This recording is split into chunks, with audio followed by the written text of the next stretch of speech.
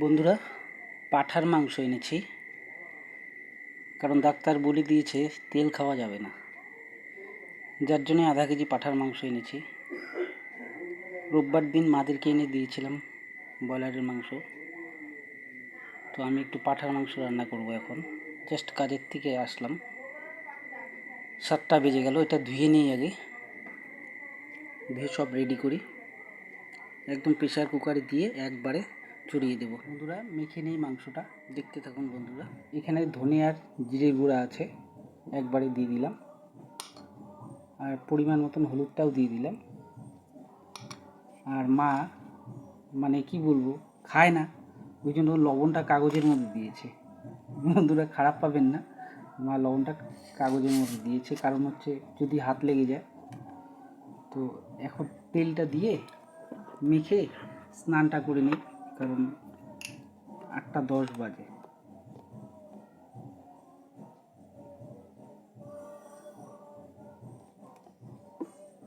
তো এখন মেখে নিই,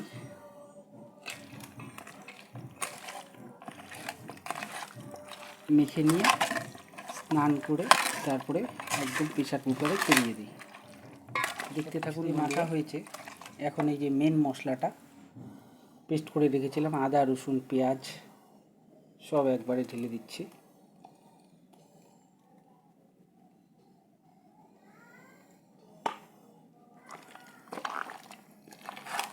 তো এটা মাখিয়ে স্নানটা করে নিই, তারপরে রান্না করবো। কোন সবটি ভালোই হয়েছে।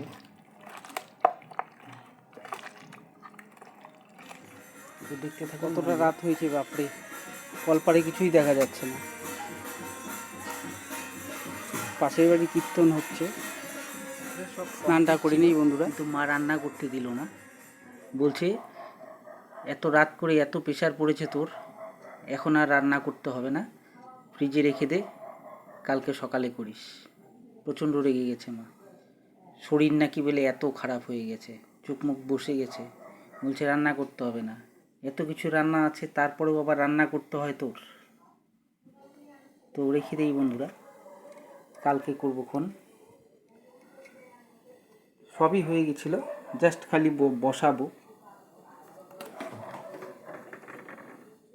তো মা যেহেতু বলেছে, আর কি করা যাবে। থ্যাংক ইউ বন্ধুরা, রাখছি।